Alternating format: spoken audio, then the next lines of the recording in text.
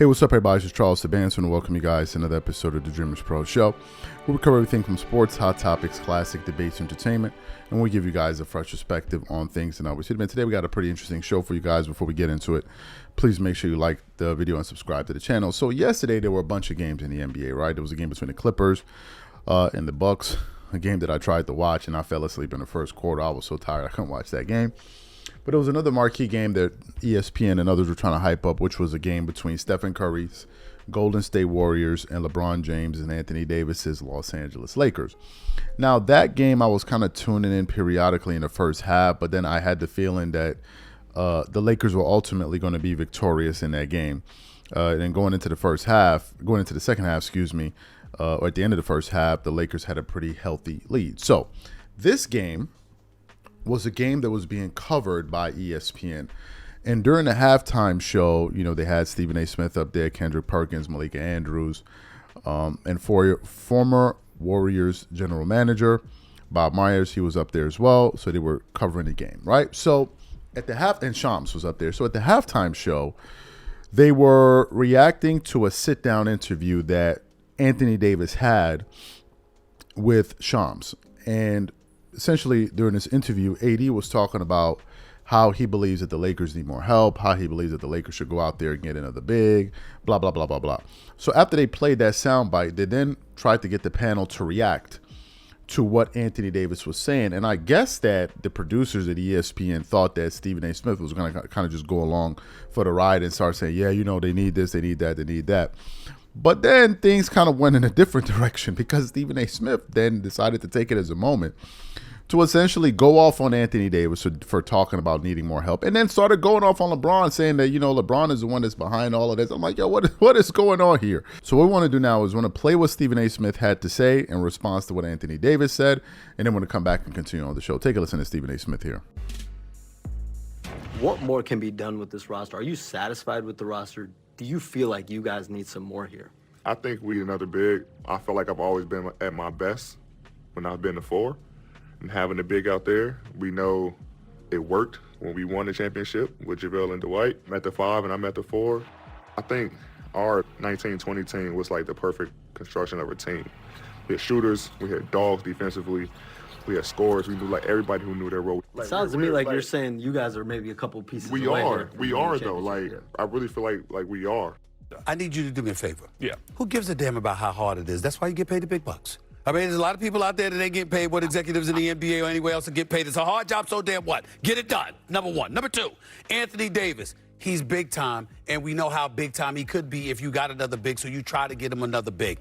However, when it comes to LeBron, and that's what I wanted to get into, because obviously when you're talking about Anthony Davis and he's talking about what the team needs, you know, some people can argue he's been contaminated by LeBron James. Which LeBron James are you listening to? Are you listening to the one that wanted a point guard and Cleveland went out and got Deron Williams after they had gotten Kyle Korver years ago? Are you listening to LeBron James that told him, I want Russell Westbrook after winning the championship in the bubble, even though you got bounced out of the playoffs the next year? And, you know, you lose a Kyle Kuzma, you lose a Alex Caruso, you lose all of these guys. You're bringing Russell Westbrook. Do you listen to that, LeBron? Or do you listen to LeBron that ultimately assisted in Russell Westbrook being out so you could get a D'Angelo Russell, Jared Vanderbilt, Malik Beasley, and those guys?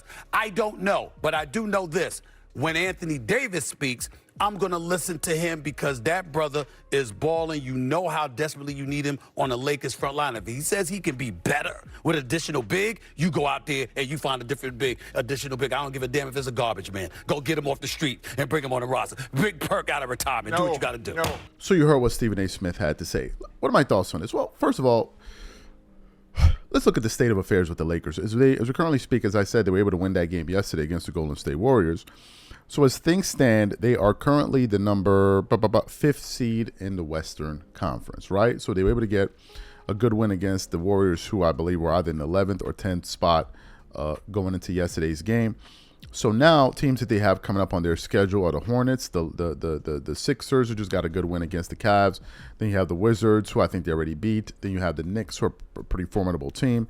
Then they have the Clippers, who I think they lost to. Then they have the Warriors again, and then so those are their next, 2, 4, 6 games. Out of those 6 games, they're probably going to play 4 competitive teams, and then they should be able to get a good amount of wins. They should be able to win about 4 of those games, 4 out of those 6 games, right? So you have that. In terms of their overall standing, in terms of their ratings, this may be something that Anthony Davis is alluding to. If you look at their defensive rating, they're 22 out of the 30 teams. Now, they have improved because the last time we looked at their numbers, they were 23rd. So they've improved there, but nevertheless, they're at the bottom echelons of the NBA. And then if we look at their offensive rating, they're ranked number 13. Now, that's interesting, right? That's interesting because J.J. Redick was supposed to be someone that unlocked their offense. But it seems like it's having an opposite effect, that the Lakers' offense is not being unlocked. And as it turns out, they're just another middle of the pack team. Now, here's what's interesting. The Lakers last year were ranked 15th in offense. So the improvement has been negligible. 15th. This year they're 13th. But here's what's interesting.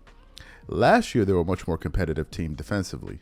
Last year, they had a 16th ranked defense in the NBA to this year where they're ranked 22.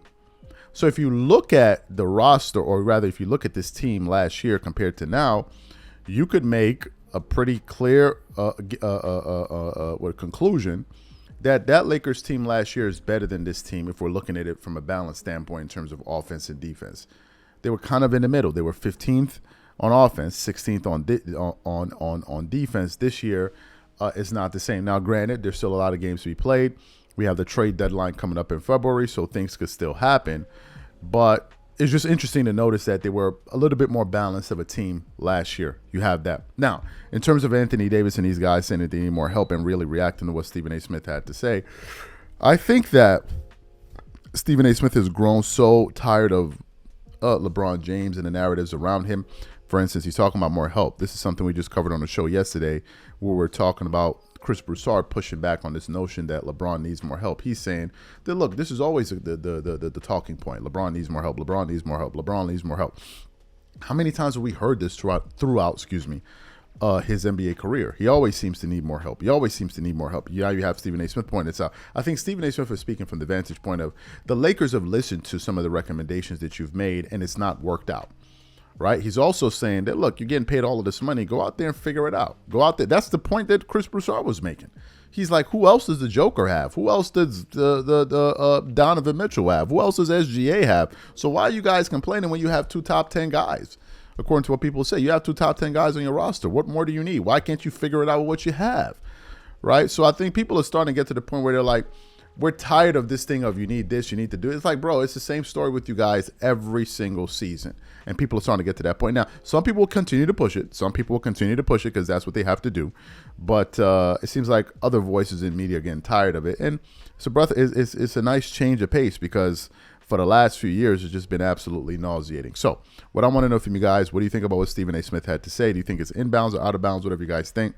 Please leave your thoughts and comments in the comment section. We catch you on the next show.